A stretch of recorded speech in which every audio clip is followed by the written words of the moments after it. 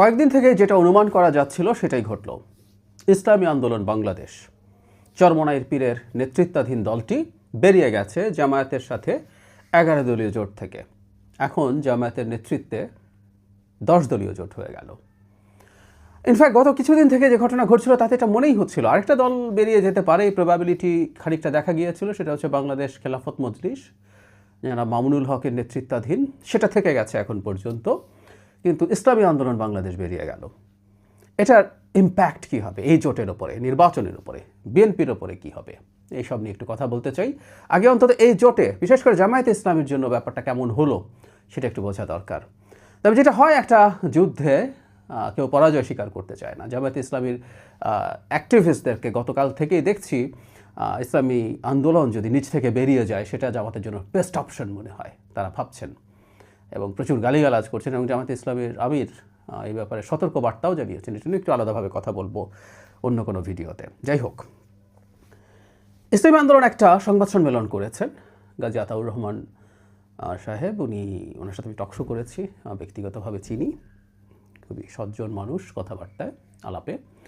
তো তিনি একটা সংবাদ সম্মেলন করলেন, সেখানে তাদের কারণগুলো তারা ব্যাখ্যা করেছেন। মানে আমাদের প্রাথমিকভাবে আমাদের সামনে কারণ হিসাবে হাজির হয়েছিল আসন সমঝোতা। পত্রপত্রিকা আমরা দেখেছি যে ইসলামী আন্দোলন বাংলাদেশ প্রথম 100টা সিট চেয়েছিল, পরে সেখান থেকে কমতে কমতে তারা 50-এর বেশি সিট শেষ পর্যন্ত তারা চেয়েছেন।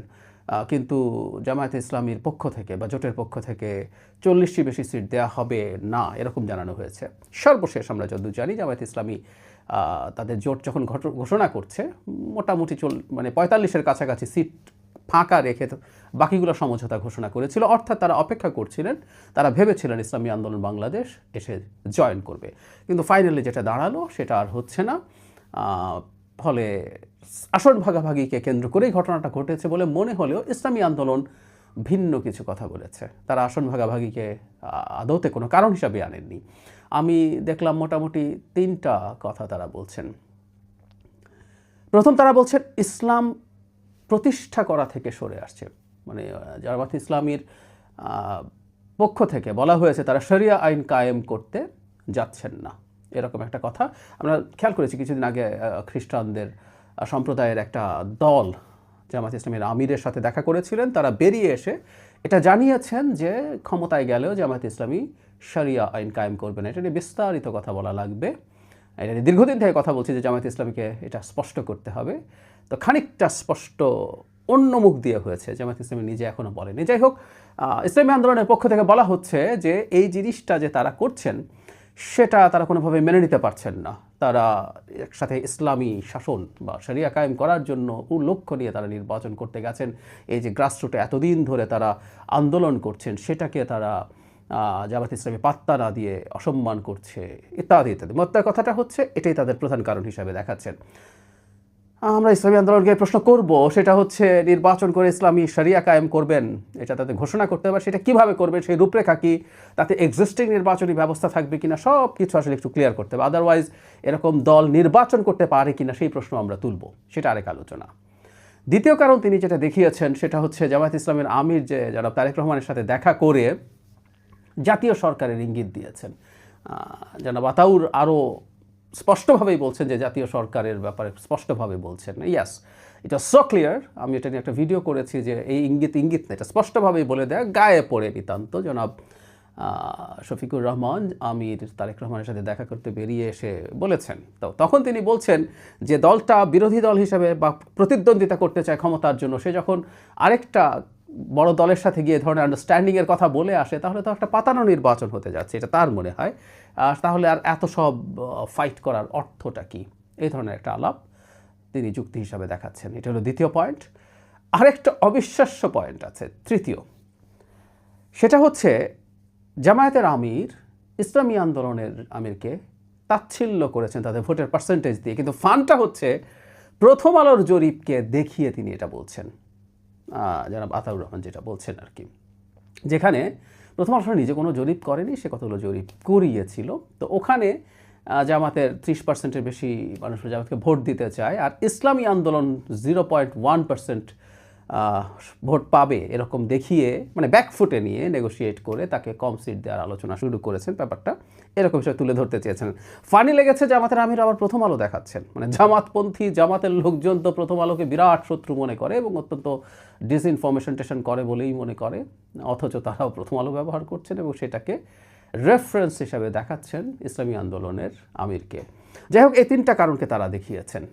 তৃতীয়টা ভয়ঙ্কর ইনসাল্টিং ইন এনি কনসিডারেশন। যদি আমি আরেকটা ফর্মুলা দিয়েছিলাম, জামাতিদের একটা মানে প্রতিষ্ঠান আছে, তাদের আরও কয়েকটা প্রতিষ্ঠান মিলে একটা জরিপ করেছিল, সেটার ভিত্তিতে হতে পারত।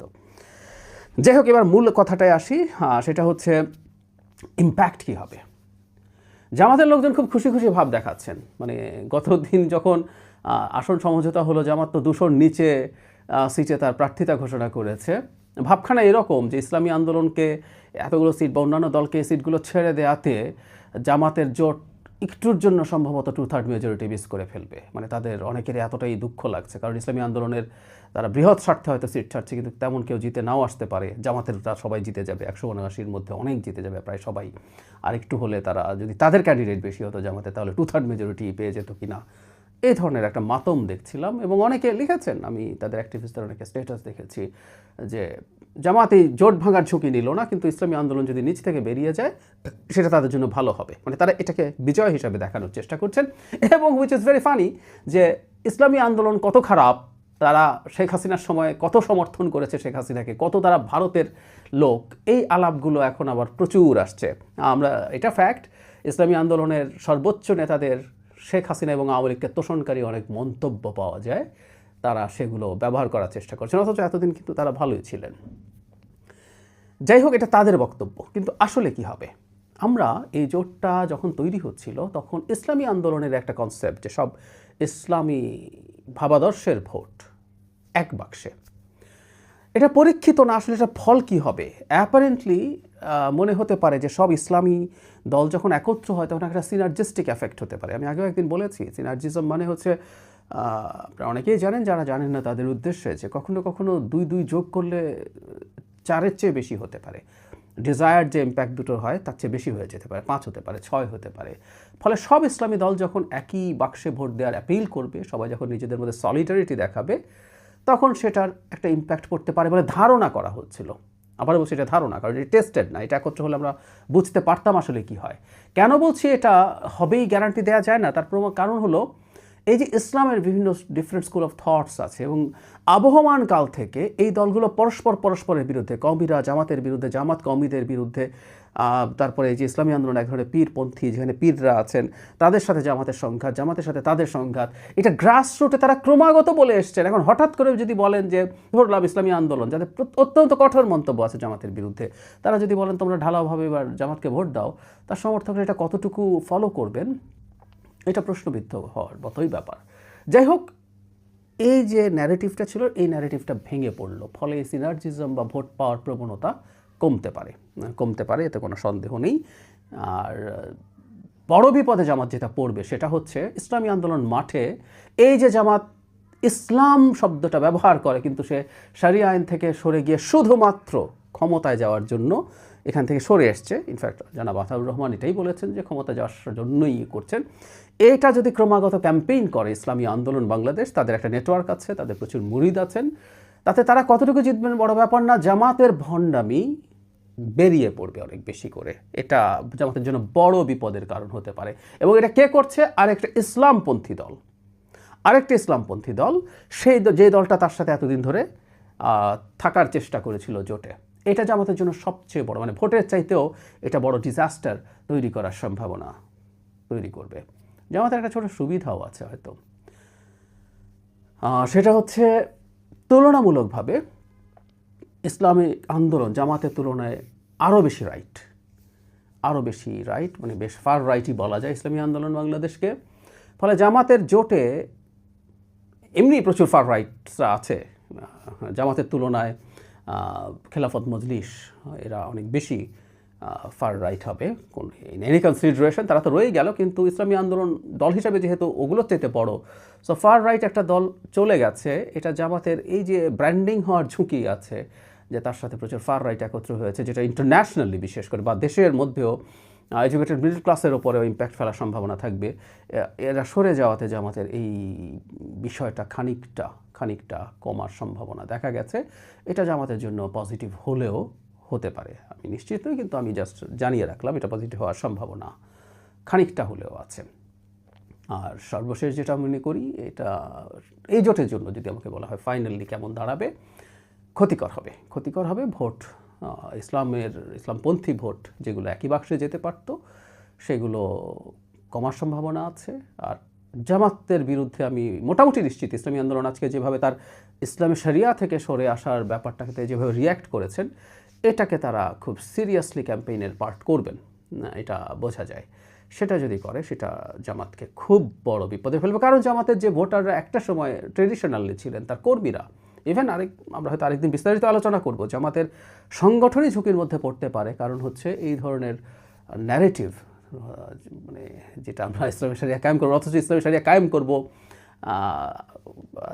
আতাউর সাহেব যে কথাটা বলেছে, আমি নিজেও ছোটোবেলায় এই স্লোগান প্রচুর শুনেছি, আল্লাহর আইন চাই, সৎ লোকের শাসন চাই। সো আল্লাহর আইন চাই, এই কথাটা আসলে জামাত ক্রমাগত বলেছে। সো জামাত যারা করেও তারাও কতটা এই দলের সাথে থাকবে, এটা খুবই হাই রিস্ক একটা গেমে ঢুকলো। এবং এটা যদি ইসলামী আন্দোলনে ক্যাম্পেইন করতে থাকে, situation will really be very tough for Jamaat-e Islami.